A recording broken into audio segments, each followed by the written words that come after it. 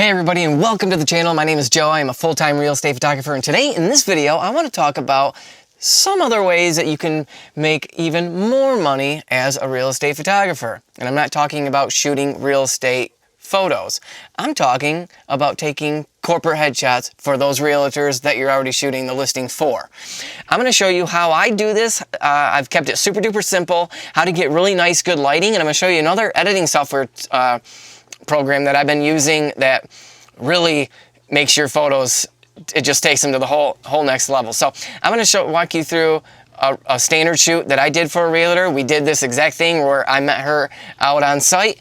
After the listing photos, we just went into one of the other rooms and snapped a few photos of her. We did a few outside photos too, and it turned out really well.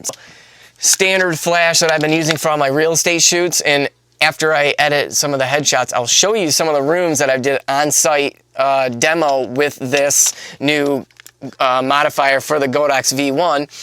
But if your budget doesn't allow you to spend the money for the Godox V1, I just picked up a second flash, and this is actually the flash that I use for these headshots, is the Godox TT600. This flash, I think you can get it on Amazon. I'll leave links to all this stuff below, but I believe it's like 60, 65 bucks. And, you know, I just would invest in rechargeable batteries. It takes 4 AA batteries. But really for headshots, especially indoors, your flash power is gonna, I think I was at like 1/32 of a power. So I'm gonna walk you through how I light the subject, all the gear that I use, and you can see how simple this can really be. All right, let's go. All right, so here we are in Lightroom, and we just sat her right here in this chair. This was the background, and again, I'm using now for this portrait session, I was on the Panasonic S5 Mark II, and I was using the 85mm at f1.8, and you can tell that even at 1.8, her hands were out of focus, but her eyes were tack sharp, and this is straight out of camera.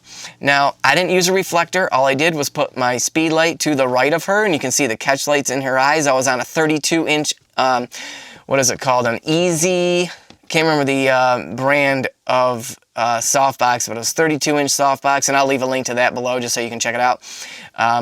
But yeah, this is where you want your catch lights, about, I don't know, so 2 o'clock in the color part of the eye, not the pupil, what is that, the iris or whatever. So maybe my softbox was a tad bit too low because it was in the black part of the eye, but it's, again, not a no-no for that. You just don't want, you know, straight on lighting. So we do have some light fall off here. This is kind of, you know, the dark side of her face, whatever. So that's all I do, is I put it just to the right or to the left of the subject, depending, and she was sitting kind of near a window. There was more light coming in here, so I use that as fill light. So that's one thing you could do, is if you're getting too strong of shadows on one side, just bring in a reflector or set the subject next to a window. And here's another thought too. If you want to shoot natural light, if off-camera flash kind of still makes you nervous, just put them so they're facing the window is to your back, and just, you know, adjust your exposure that way and take a headshot. We're doing more like a lifestyle shoot here, so this is really all I don't really need to tweak this that much. Might bring up the exposure a little bit, but again, we have like perfect lighting on her face, perfect color. I might change the profile to Adobe Portrait. And then all I'm going to do now, and this is my favorite software to use for headshots and even regular portrait work, is the edit in, we're going to go to Luminar AI. So we just come up here to the edit slider and maybe do an accent, maybe accentuate that. I like to come down here to the structure slider and drop this down. This is going to just soften the overall image. And we can go to color. We can boost that vibrance just a little bit. All right, like that. Let's see. And we can go to, I like the face. Oh, portrait bokeh, we could do that, but face light. Watch this. I can brighten up her face if I absolutely need to. But this one was, I pretty much nailed the exposure on that. And we can even go into the eyes. I like to take an iris flare just to a little bit, and then the eye enhancer. And that looks to be about it for this one. what other? Super contrast. Sometimes I like to mess with the mid-tones of that. And you can always toggle this on and off to see your the difference before and after, or you can do this slider to go. So look at how dull that is, and watch as I bring that up, how clean that looks. Because I don't like to overly process my images, but I do like to give them a pop, which it's hard to do this type of editing within Lightroom only, because that structure slider, it kind of acts as the clarity going the opposite way, because if you come all the way down here, it softens it too much. Watch her hair. See how soft her hair gets right here?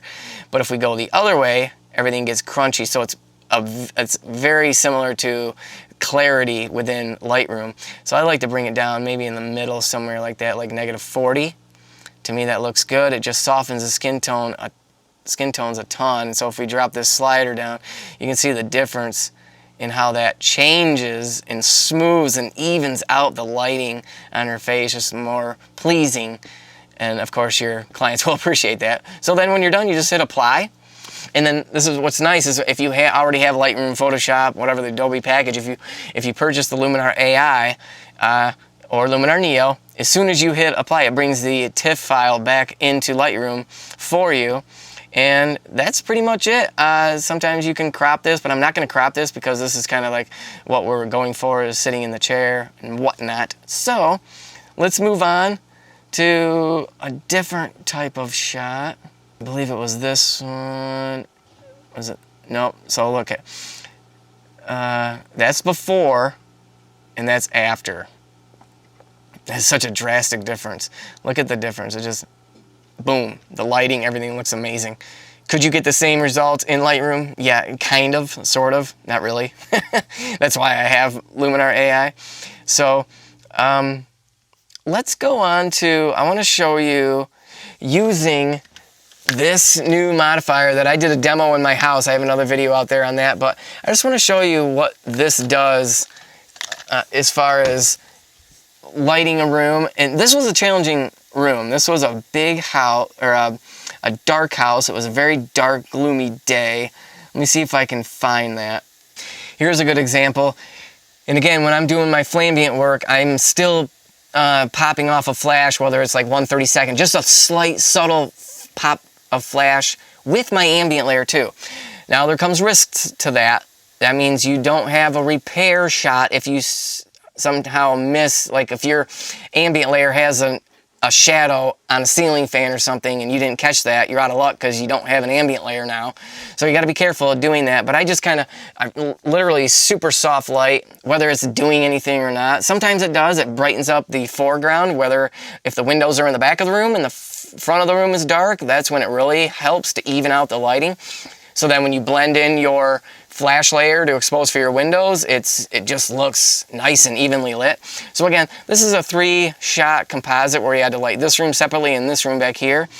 So what I did was I did my main flash pop above the camera, and then I went into this left room, did a flash pop, and then I went over to the right and did a flash pop, and then I merged them all in Photoshop, and that was the final image right there.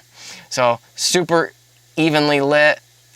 Is it a little bit too flashy? I don't know. My personal preference, I don't think so. I mean, you didn't really have a whole lot of ambient light to work with because it was, like I said, it was a dark house and it was cold and rainy and dark outside. So that's where it's really going to be helpful for you to be able to utilize flash. And to me, it's a lot easier than trying to do luminosity mask blending HDR images, or, you know, you're not going to get a result like this using HDR software. So that's my 2 cents on that.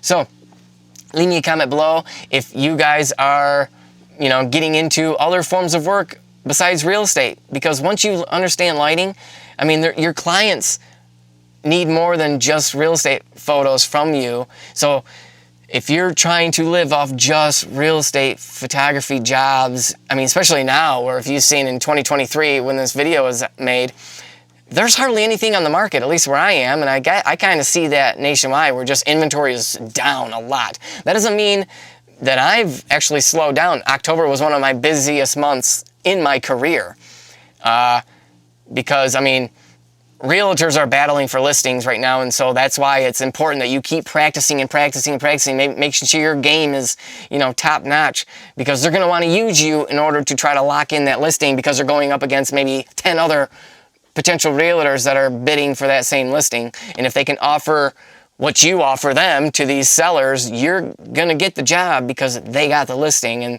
you know that's how that goes. But you know, senior portrait work and corporate headshots and other types of photo and video work are you know, supplement my income when real estate jobs aren't as lucrative, and I'm not as busy with that too. So again, I hope this video helped you. Leave me a comment below if you have any questions, and hit that subscribe button. We'll see you in the next video, guys. Bye-bye.